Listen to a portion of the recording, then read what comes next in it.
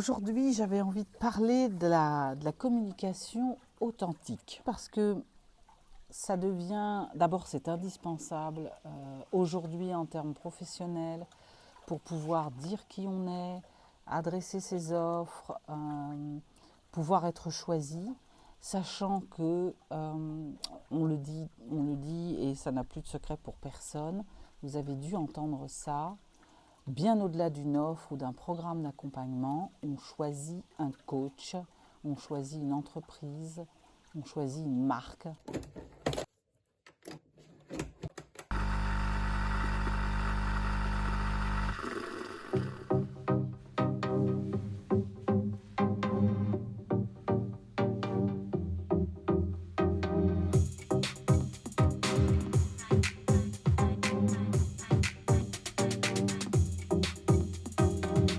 Bienvenue dans Café Coaching. Aujourd'hui, nous allons voir comment dire qui je suis, jusqu'où, sans être impudique.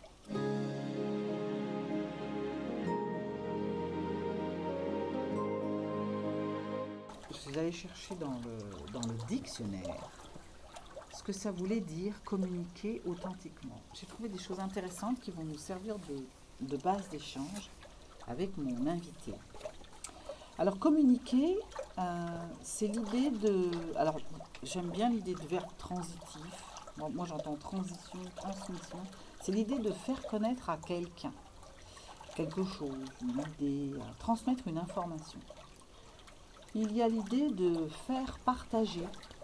Donc moi j'entends le don, l'offre. Qu'est-ce que j'ai à offrir à l'autre quand je communique ? Il y a l'idée aussi d'être en relation, de se mettre en relation, que ce soit par téléphone. Et je retiens la notion d'être. Peut-être il suffirait d'être, qu'on serait déjà en train de dire qui on est. Et la dernière partie de cette définition, c'est utiliser des techniques de communication. Ça serait donc quelque chose qui s'apprendrait, que l'on pourrait développer, sur lequel on pourrait acquérir de l'expertise. C'est ce que nous allons voir avec mon invité. Ça, c'était pour communiquer. Authentique, je suis allée chercher authentique. Là aussi, il y a des choses intéressantes. Ça dit qui fait foi par lui-même en raison des fois en fait où il est évoqué. C'est-à-dire qu'il y a une notion de officiel qui fait foi, Toussaint authentique, un Rembrandt authentique. Voilà, il y a une notion de... c'est légal. Donc pour moi, j'y vois comme une responsabilité. Quelque chose, si je dis quelque chose, alors ça fait foi. Donc, dans les accords toltèques, on parle d'ayez la parole juste. Ça peut être intéressant aussi de le voir sous cet angle. Et deuxième partie, qui est véritablement l'auteur auquel on l'attribue. Donc il y a cette notion de vérité, de vrai. Et ça va aller chercher les différentes parties qui me constituent. C'est quoi être vrai ? Ça vient chercher différentes strates à mon sens, parce qu'il y a tellement... On dit qu'il y a des contradictions, l'homme est bourré de contradictions. Je pense qu'on est fait de plusieurs parties qui parfois vont ensemble, parfois s'entremêlent, mais parfois se contredisent. Mais que même quand je suis à l'opposé de ce que j'ai dit hier, je suis encore moi. Bon, pas de panique. Avec mon invité, aujourd'hui, on va tenter d'avancer ensemble et dans notre discussion que j'intuite encore profonde, avec beaucoup d'errance, comme on fait à chaque fois, on devrait arriver à vous débroussailler un peu le terrain.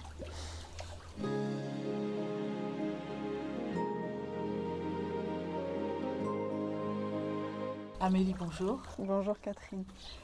Ravie de t'avoir encore aujourd'hui. Merci de m'avoir invitée.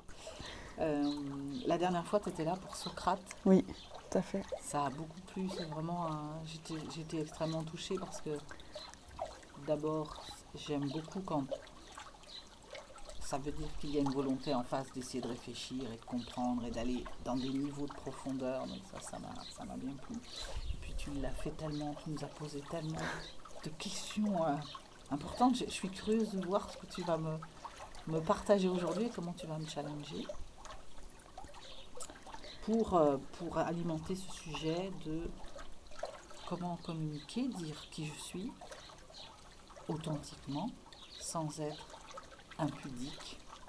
Quoi dire, comment, c'est ce qu'on va explorer ensemble. Oui, quand tu parles de communication authentique, tu l'as très bien développé sur être, mais c'est jusqu'où je peux aller, jusqu'où je peux me raconter de mon intimité sans me sentir impudique. Et ça vient questionner qu'est-ce que c'est qu'être impudique, l'impudeur, qu'est-ce que l'impudeur ?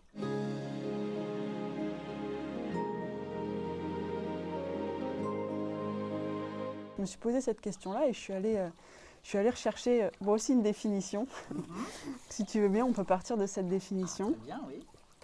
Alors, d'après mes recherches, la définition qu'il en ressort, c'est l'impudeur, c'est une absence de retenue. Ça, un synonyme, ça serait de l'indiscrétion.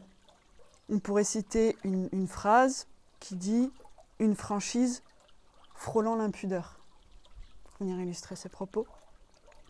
Et c'est cette facilité à montrer ou à révéler à la fois son corps, ses sentiments ou toute autre chose qui soit personnelle et intime.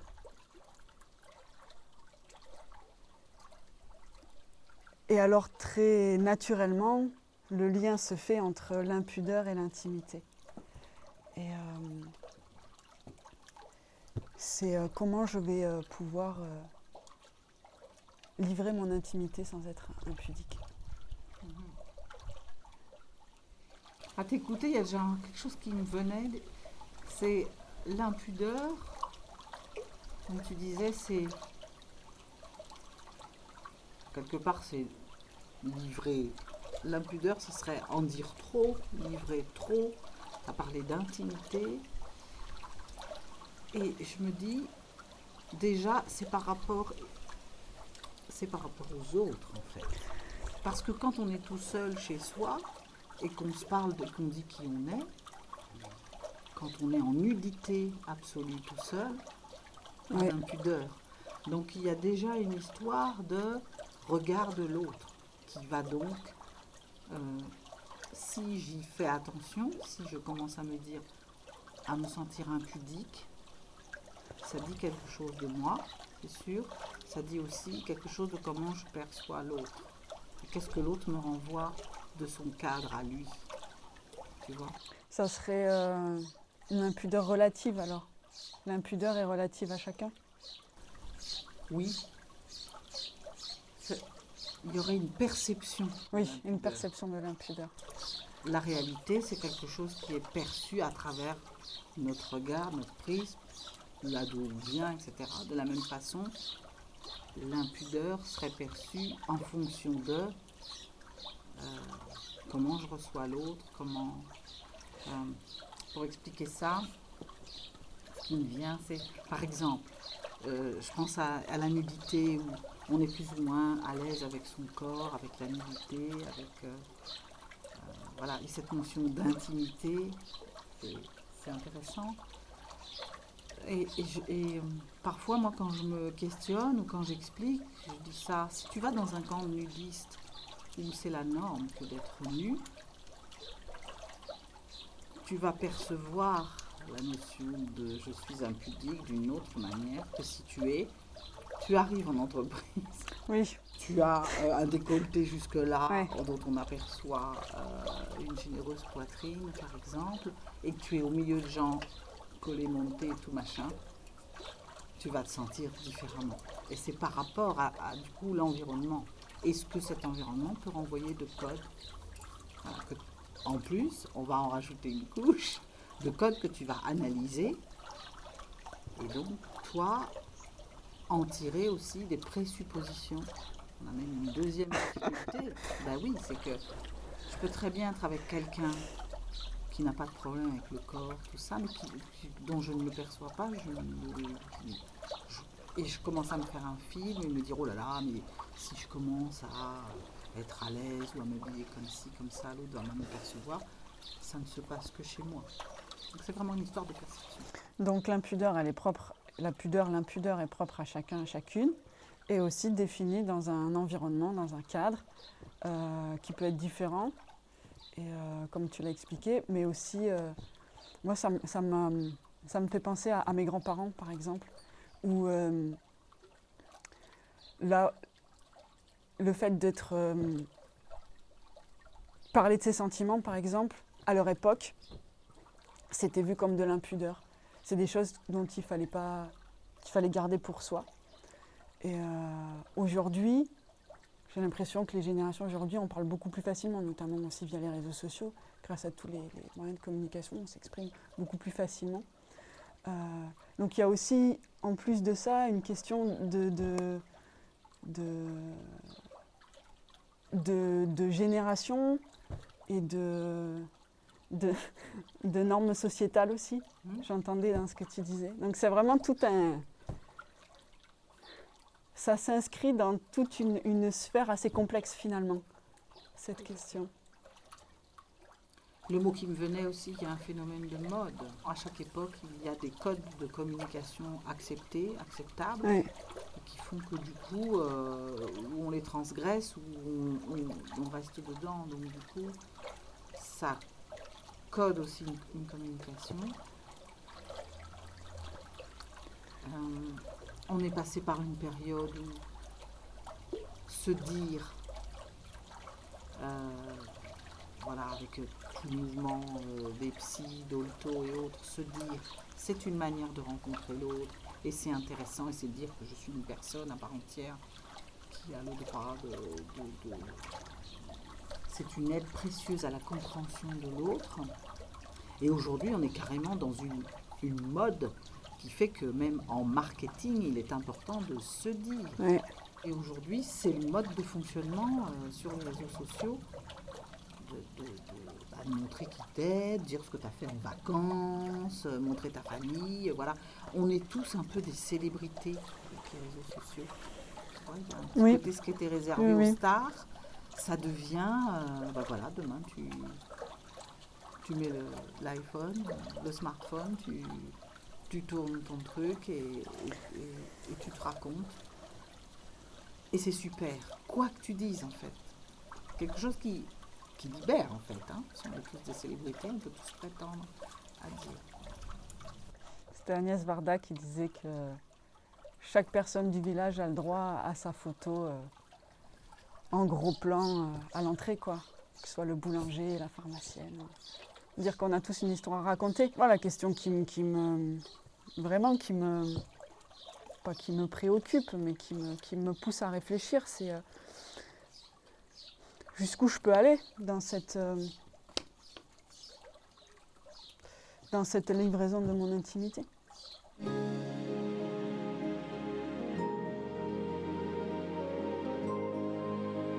Alors, il y a plusieurs axes.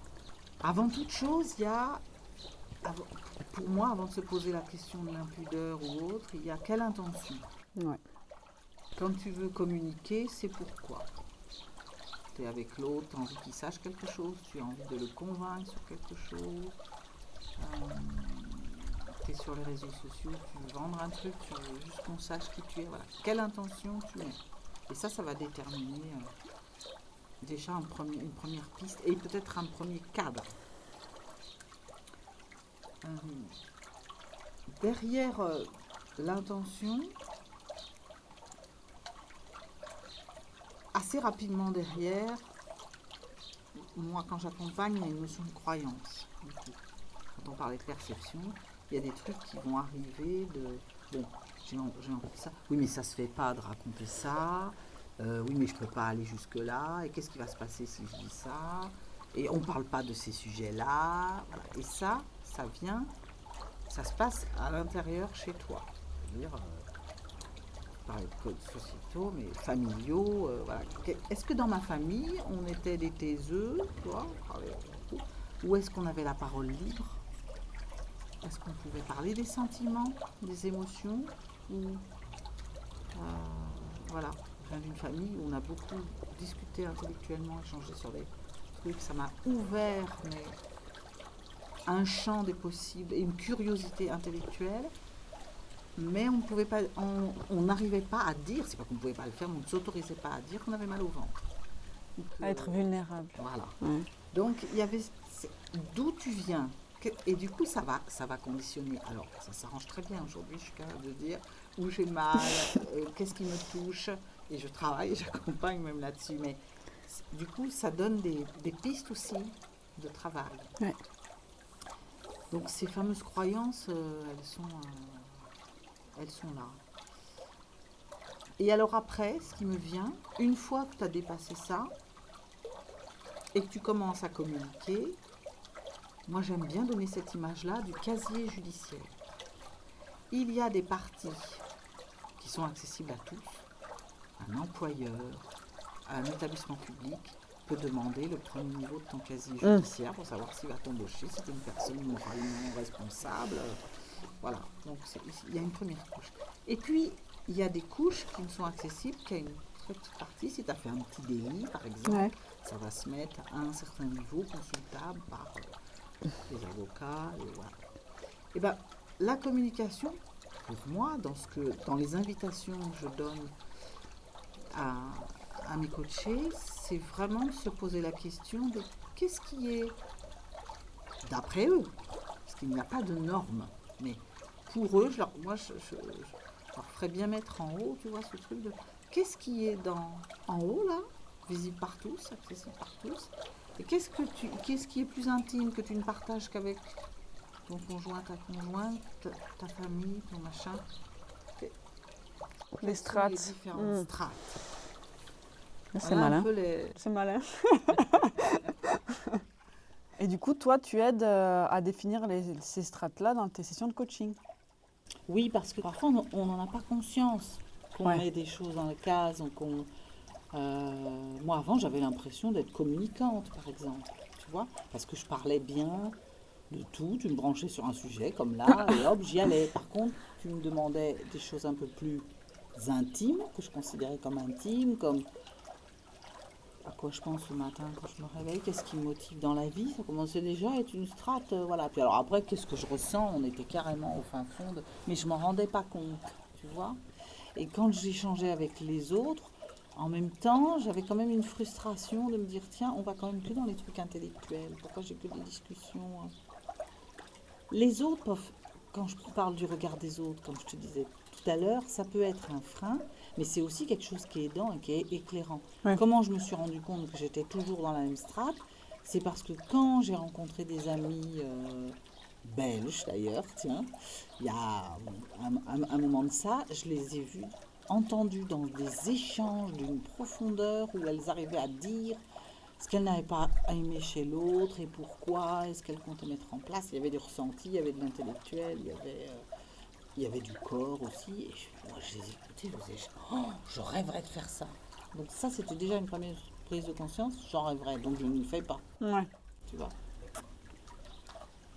C'est pas... Parfois, on a l'impression qu'on parle, qu'on se raconte, et en fait, pas du tout. Et moi, j'avais beaucoup ça avant. Hein. Je disais un truc, je sais pas, je livrais... je suis un peu triste, ça y est, j'avais l'impression que j'avais tout livré, que tout le monde allait, ça n'allait plus être possible et que j'avais livré un truc de l'intimité profonde. C'est intéressant.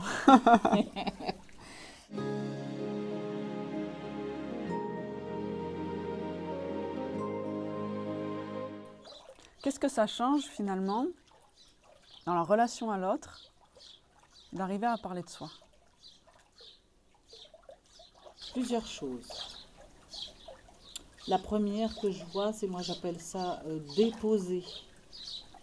Quand je me dépose, je m'allège. C'est comme des sacs que tu portes sur toi. Voilà, t'imagines, tu travailles avec 10 kilos de chaque côté et c'est lourd. Et quand tu déposes ton sac, ben, il y a quelque chose de... Je partage, j'aimais bien cette définition de la communication. Il y a partage, il y a don, offrir. Tu offres à l'autre une partie de toi. Ça, c'est la première chose intéressante.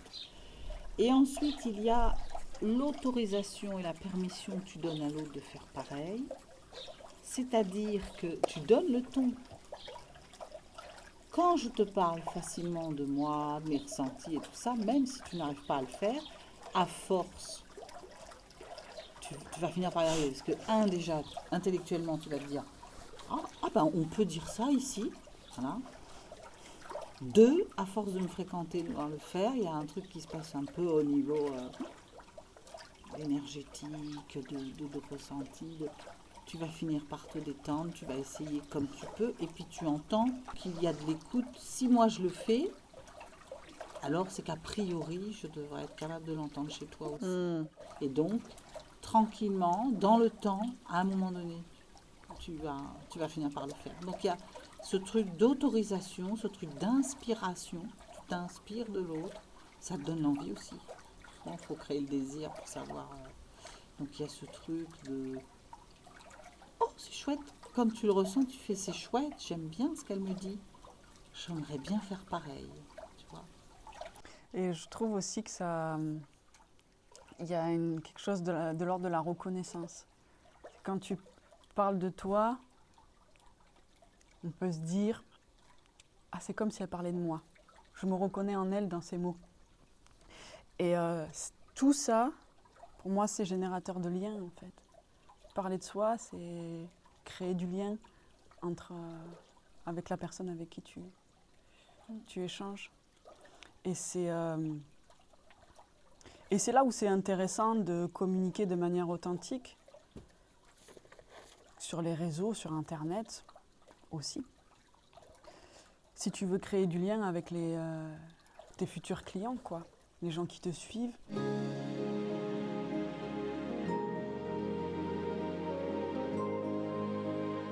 Moi, j'ai noté la reconnaissance. Et justement, je voudrais rebondir sur ça parce que parfois, ce qui va faire qu'on ne communique pas, soit dans l'échange ou sur les réseaux, c'est qu'on pense qu'on ne va pas être compris, entendu, etc. Et tu disais, parler de soi, c'est créer du lien et avoir de la reconnaissance. Et j'ai envie de te dire, ou pas. C'est-à-dire qu'il y a un côté, j'accepte de ne pas être compris, éventuellement, j'accepte, mais ça permet de faire un tri dans le fait de créer une offre, par exemple, une offre d'accompagnement, dans le fait de créer un service ou de dire qui je suis, il y a faire en sorte d'être reconnu, c'est-à-dire que les gens puissent nous situer. Et c'est accepter le fait que d'autres ne se reconnaissent pas dans ce qu'on dit, mais du coup, ça n'est pas ta cible. Et c'est intéressant, c'est une manière d'aller à la rencontre de ta cible, parce que dans la communication, il y a ce que je veux dire, mais à qui je le dis, eh bien, à qui je le dis et de qui je vais être entendu et compris. Et il faut être OK aussi, c'est une forme de tri, de ménage, il faut être OK, c'est ça qu'on appelle quand on parle de prospect qualifié, moi ça me fait penser aussi, c'est une communication qui permet de qualifier un peu tes auditeurs. Ouais.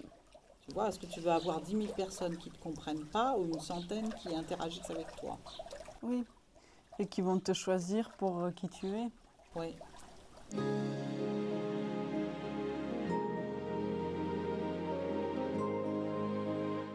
Je fais souvent ce parallèle, tu vois, ça me fait penser à une anecdote parce que j'aime bien donner des anecdotes et des trucs pour que les gens comprennent. Je le ramène souvent dans la vraie vie. J'ai souvent été à des soirées où j'avais envie de rencontrer. Et c'est comme de rester, souvent fait banquette, tapisserie, enfin bon, selon les générations, on appelait ça différemment, mais rester sur le côté quand t'es pilier de bar ou que t'es là, tu te vois parce que personne ne vient te voir. Et pour aider mes clientes, des fois, à oser aller faire des conversations pour dire qui elles étaient, je faisais ce parallèle de oser, alors il y a tout un processus pour arriver à oser commencer et tout, mais dire qui t'es, c'est donner une occasion à l'autre de te découvrir, et soit ça va marcher, soit tout d'un coup on va t'écouter, vous allez interagir, soit ça fait un plof, tu te prends un vent, un râteau, enfin bon un machin, mais c'est pas grave, tu te dis bah c'est pas grave, je change de personne. Et c'est comme ça que tu vas à la rencontre des autres. Mais si tu ne parles pas, on va être chacun, pour un peu qu'en face on est les mêmes personnes, on va être chacun dans des présuppositions. On ne parle pas, elle est fière, elle est inabordable, celle-ci, on peut se dire plein de choses.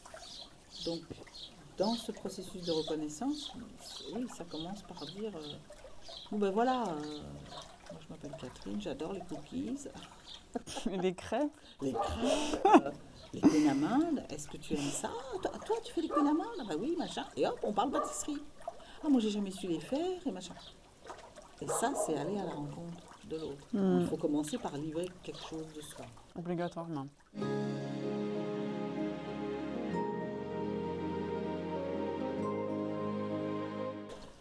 Alors après, on peut avoir, mais c'est une autre catégorie. Et puis ça rejoint ce que je disais en intro. Même quand je ne parle pas, je parle. Oui. Donc tu peux ne rien dire et arriver dans une soirée. Ça m'est arrivé aussi. Où je ne dis rien, mais je souris tellement. J'arrive et hop, et des gens disent ah, ont eu envie de rentrer en contact avec moi. Ça veut dire, en fait, je communique quand même. Je dis quelque chose, mais je vais me servir du corps. Parce que si tu ne dis rien de rien, ou à l'insu de ton plein gré, comme dirait l'autre, parce que dans ton comportement dit quelque chose, si tu es dans un comportement de retrait, tu ne vas pas attirer, donc il ne va rien se passer.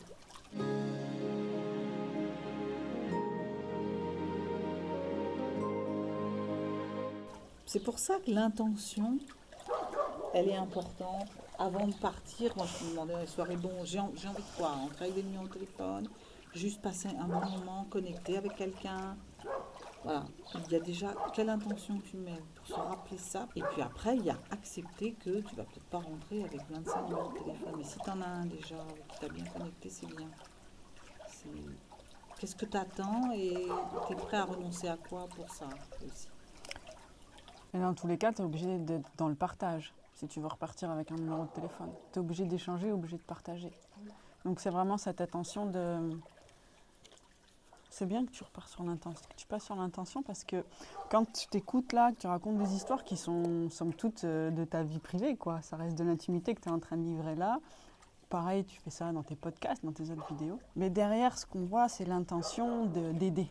C'est je vais vous parler de moi avec cette intention que ça vous aide, que ça vous serve. Si vous pouvez, ne serait-ce, et je t'entends souvent dire, juste ça vous aide, ça aide une personne, pour moi c'est gagné. Tu as vraiment cette attention-là.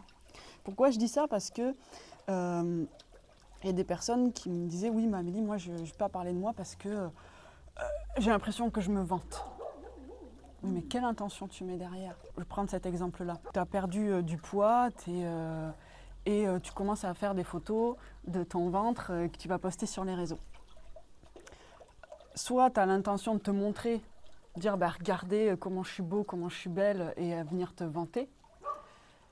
Ou alors, tu peux faire la même photo derrière, mais avec une intention de regardez les gars comment j'ai fait. Je suis passée par ça, pour moi ça a marché, et si vous avez envie d'y arriver aussi, voilà comment j'ai fait. L'intention est différente. Et du coup, le positionnement est différent.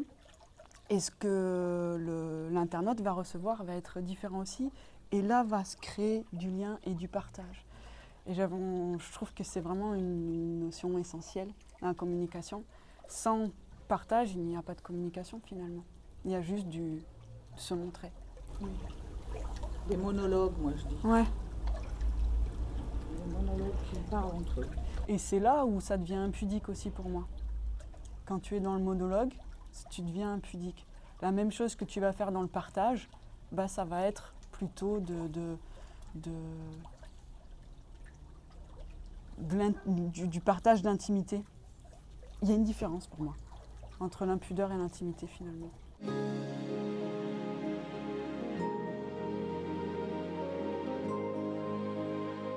Après, il y a un deuxième truc. Il faut quand même travailler un peu dessus. Parce que cette histoire d'intimité, j'en reviens toujours un peu à la même chose, c'est une perception. Ce qui, moi, va être intime, parce que je vais te dire que j'adore le cinnamon et les crêpes, j'ai l'impression de livrer un truc important, parce que je parle de mes goûts, ça m'appartient en fait. Toi aussi bien, ça peut être un truc, toi tu commences par là. j'aime les crêpes, qui en veut, qui machin. Et c'est quelque chose pour entrer en lien. Donc ça veut dire, il n'y a pas de truc bon ou moins bon, c'est juste être conscient de en quoi, moi, le fait de dire ce que j'aime, c'est un problème. Donc ça veut dire travailler sur ses blessures, sur ses croyances, sur ce que j'ai entendu. C'est un chemin quand même de...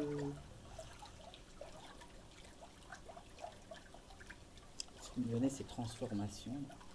C'est un peu l'actu, mais c'est quand même ça. Moi, j'ai fait du chemin, j'ai travaillé sur l'intime. Tu vois? L'intention, oui, c'est comme une première patte, mais il faut aller travailler sur... Ton rapport avec l'intimité? oui.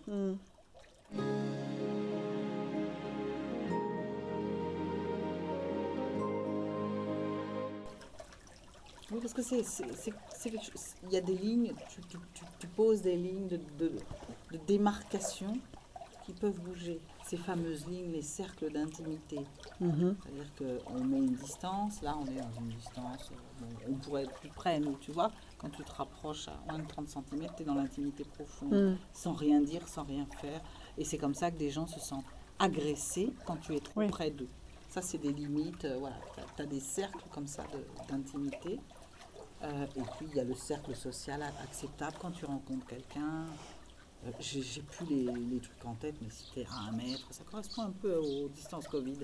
T'es à 1 mètre, ça, c'est quelque chose d'établi, prouvé neuroscientifiquement.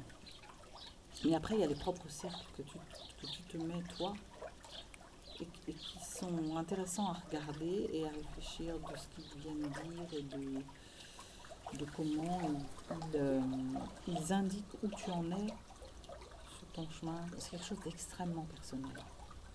Voilà, c'est très personnel. Il y en a qui racontent, quand je vois sur les réseaux, ceux qui postent dès qu'ils vont quelque part, il y a des photos, ils s'embrassent, ils sont avec leur famille, ils montrent leur bébé par exemple.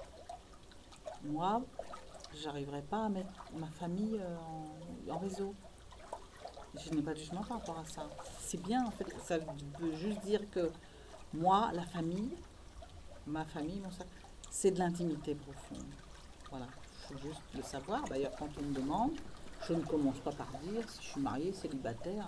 On me demande qui je suis, ça ne fait pas partie de mes critères. Alors que des fois, je fais faire des présentations croisées aux gens. Ils disent j'ai 34 ans, je suis mariée, j'ai une petite fille de 8 ans. France, c'est pour toi. Spécial dédicace. Bon, voilà.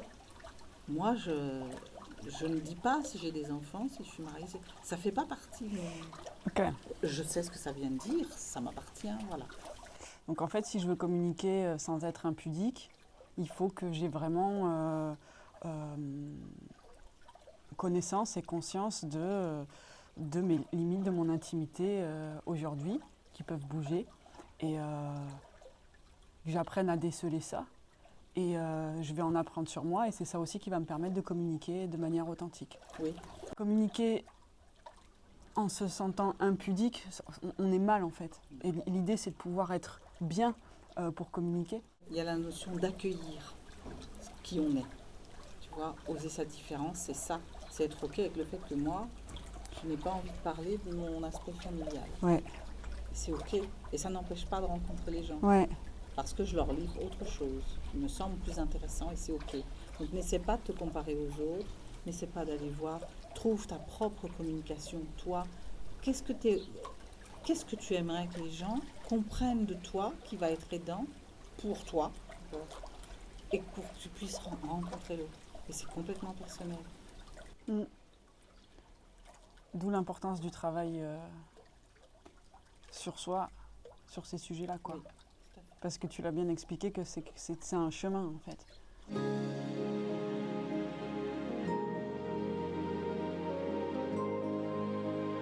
On a parlé d'intimité, on a parlé de communication et tout naturellement, j'ai la notion de vulnérabilité qui m'est apparue. Et ça m'a fait penser à un livre qui s'appelle « Le pouvoir de la vulnérabilité » qui a été écrit par Brené Brown. En sous-titre, j'ai envie de le lire quand même parce que j'aime beaucoup cette phrase. La vulnérabilité est une force qui peut transformer votre vie. Et si tu es d'accord, j'aimerais bien lire un petit passage. Je t'en prie. Ça dit. Ce que la plupart des gens échouent à comprendre, et qu'il m'a fallu une décennie de recherche pour éclaircir, c'est que la vulnérabilité est également le berceau des émotions et des expériences qui font follement envie. La vulnérabilité est le terreau de l'amour, de l'intimité, de la joie, du courage, de l'empathie et de la créativité. Elle est la source de l'espoir, de la responsabilité et de l'authenticité. Quand on veut éclaircir ses objectifs et mener une vie plus spirituelle, la vulnérabilité est la voie à emprunter. Je sais que c'est difficile à croire, surtout quand on a passé sa vie à penser que la vulnérabilité et faiblesse étaient synonymes. Mais c'est vrai. Je définis la vulnérabilité comme l'incertitude, la prise de risque, l'ouverture émotionnelle. Avec cette définition à l'esprit, réfléchissons à l'amour. Aimer, jour après jour, quelqu'un qui répond ou non à cet amour, dont on ne peut pas assurer la sécurité, qui reste ou part sans préavis, qui se montre loyal jusqu'à la mort ou trahit à la première occasion, c'est cela la vulnérabilité. L'amour est incertain et incroyablement risqué. Aimer, c'est se mettre à nu sur le plan affectif. Oui, c'est effrayant. Et ça peut faire mal. Mais peut-on imaginer de vivre sans aimer et être aimé ? Faire connaître ses peintures, ses écrits, ses photos ou ses idées sans l'assurance qu'ils soient acceptés et appréciés, c'est aussi de la vulnérabilité. Ouais, une belle chose qui me faisait résonance. Peut-être je vais terminer par, commencer par la dernière phrase que tu viens de dire. Sur les peintures, je crois, sans assurance qu'ils soient acceptés, c'est vraiment ça, la communication souvent. Dans le frein qu'on a à la communication, c'est la peur du rejet, de la critique de l'autre. Moi, j'entends souvent des personnes dire des fois on a eu des mauvais commentaires et c'est quelque chose qui peut blesser, qui peut être compliqué. Moi, je me souviens une fois avoir eu quelqu'un qui s'est désabonné. Et j'ai perdu un abonné. Mais je pense que c'est venu toquer à la blessure de rejet. Et du coup, et après, donc il y a vraiment un truc, ça rejoint vraiment pour laisser ces blessures. Pour accepter ça, ce truc de ne pas faire l'unanimité. Tout le monde, c'est personne. Donc pour la communication, ça m'apparaît une bonne base. Je peux rebondir là-dessus ? Bien sûr. Pour avoir une communication authentique, il faut se rendre vulnérable. Et pour pouvoir accepter d'être vulnérable, il faut, et le vivre bien aussi, comme tu es en train de m'exprimer, il faut venir travailler. Et travailler sur ses blessures. Et là aussi, c'est quelque chose qui se fait dans le temps. Tout à fait. Et il y a même, tu vois, ça reboucle aussi. Tu parlais dans le passage, on dit peut-on vivre sans être aimé et sans aimer ? Il y a quelque chose de l'ordre de s'accueillir comme on est, c'est-à-dire se séduire, s'aimer. Si je suis bien avec moi-même, alors je m'assume à la face du monde. Donc je peux dire finalement ce que je veux, ce que j'ai envie de dire. Et on verra qui me suit, qui me comprend, mais ce que je vais dire n'est pas conditionné à ce que je présuppose que les autres vont accepter. Il y a déjà un truc de s'accepter soi-même. Oui, donc c'est tout ce travail-là et du coup ça rejoint l'adage qui dit qui m'aime me suivre quoi. Mais en tout cas moi j'y vais. C'est ça. J'aime bien la notion de... Alors se mettre à nu sur le plan affectif, oui, communiquer c'est se mettre à nu. C'est ouvrir une part de notre être, là, si je reprends la définition du début, il y avait être. Et puis il y a un truc d'audace, d'oser, Et sur le plan affectif, parce que ça vient aussi chercher C'est dans l'émotionnel que ça va se passer, quoi. Si je suis rejetée, il y a quelque chose qui se passe au niveau émotionnel. C'est pas juste de mettre le bon message et de se dire, bon, est-ce que ça va fonctionner ? Il il y a un truc qui se passe au niveau émotionnel quand l'autre ne comprend pas, quand tu te prends un commentaire, quand ça répond pas, quand tu sens que tu as comme... voilà, moi je regarde un peu le nombre de vues, quand il n'y a pas assez de vues, j'essaie de me détacher de ça, mais avant d'être dans un schéma mental, de comprendre ce qui n'aurait pas marché éventuellement, il y a tout l'émotionnel que ça me fait. De me dire, bon, et je vais quand même continuer de communiquer, je vais quand même faire une prochaine vidéo, et je vais quand même... voilà, je ne m'arrête pas au premier truc, donc il y a peut-être quelque chose de la persévérance aussi. Persévérance et savoir gérer ses émotions. C'est ce que tu as dit, et ben Ça voilà. va faire. Mm. Mm.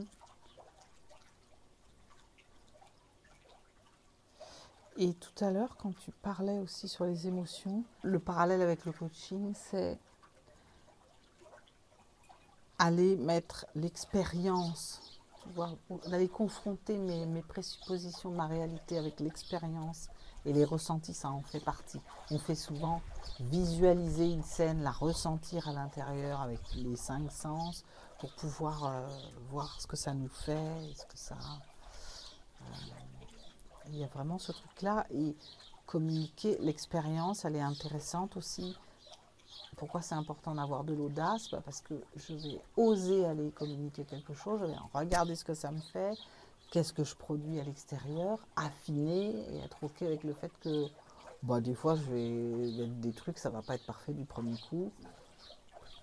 Et je ne discute pas de la perfection. Et du coup, je vais y retourner et affiner. Donc, communiquer authentiquement, c'est aussi accepter d'apprendre en fait, de le faire peut-être de manière un peu brouillon au début, pas vouloir avoir tout de suite la phrase juste, la phrase... Tu sais de quoi tu parles. Oui, ça m'a pris un temps certain.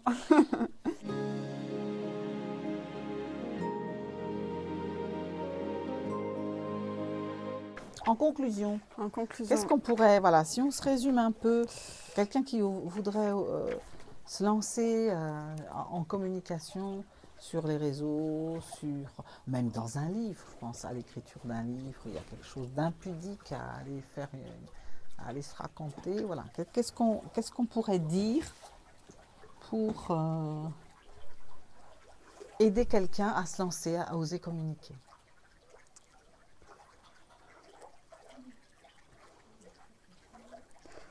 La première chose, ça serait de tester, tu l'as très bien dit, c'est de commencer. Sans se poser de questions, mais d'y aller. De se jeter à l'eau. De toute façon, tu ne peux pas te noyer, t'as pied, donc tu ne risques rien en fait. À tester et à voir comment tu te sens. Et exactement ce que tu viens de nous expliquer. C'est vraiment ça. Première chose à faire, c'est de se lancer. Et après, au fur et à mesure de ça, tu vas pouvoir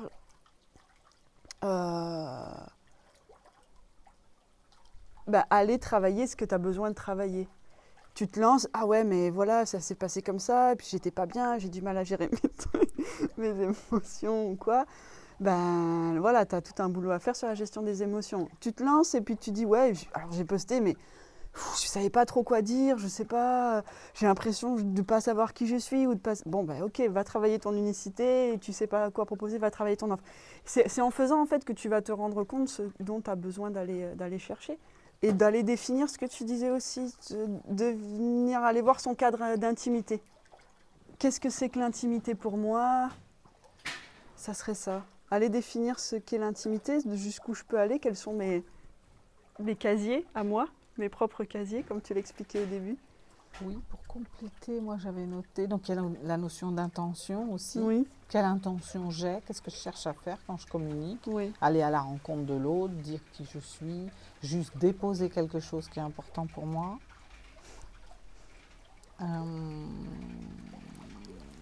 Et moi je conclurai en disant aussi, dire qui on est, c'est vraiment bien se connaître. Bien se connaître soi, pour se dire, bien connaître ses limites, pour savoir où je m'arrête. Ouais. Et bien connaître son pourquoi aussi. Pourquoi j'ai envie de faire tout ça.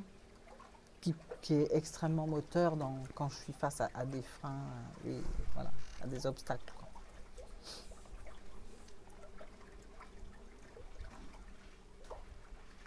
Et après, une fois que tu sais tout ça, c'est comment je le dis, quoi. Oui.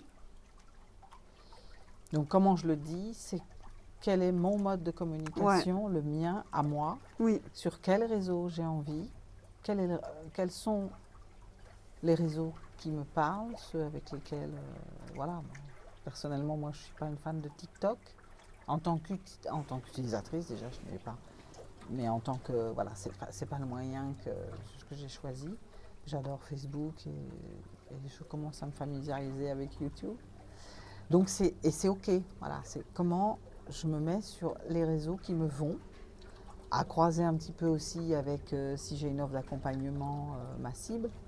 Où est ma cible? Parce que si je communique toute seule et que je me fais plaisir, c'est bien, mais si ma cible n'est pas sur le réseau. aujourd'hui, les différents réseaux permettent de communiquer de manière différente, soit par l'écrit, beaucoup par la vidéo, par l'audio aussi, maintenant par les podcasts.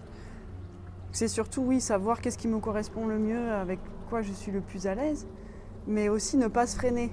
Et souvent, il y a, ça a été ton expérience aussi, c'est j'aime pas la vidéo, j'ai pas envie. Mais je vais quand même essayer. On verra. Bon. Aujourd'hui, tu as une chaîne YouTube avec, je compte plus les vidéos maintenant. Donc, essayer, vraiment essayer. Et c'est ce que tu disais, oser quoi. Oser, c'est perdre l'équilibre. Je sais plus qui disait ça. Ne pas oser, c'est perdre la vie, quoi. Merci Amélie pour ce bel échange, très riche. Encore une fois, j'allais dire en introspection, c'est le mot qui me venait parce que on a quand même parlé des blessures, de l'émotionnel, voilà, de savoir qui je suis. Donc on est vraiment allé en profondeur. J'espère que vous trouverez l'inspiration et des points de repère pour oser dire en tant que professionnel sur les réseaux, sur le support que vous aurez choisi, oser dire personnellement à l'autre, aux autres. Je vous invite à partager cette vidéo si ça vous a plu, si vous pensez que ça peut aider quelqu'un. Pensez à activer la cloche pour avoir les notifications et être informé des prochaines vidéos qui vont sortir. Et puis pour soutenir la chaîne et voir encore de nombreux sujets déployés ici, abonnez-vous à la chaîne. Je vous remercie de nous avoir fait confiance encore une fois et d'avoir écouté jusqu'au bout. Et je vous dis à très vite.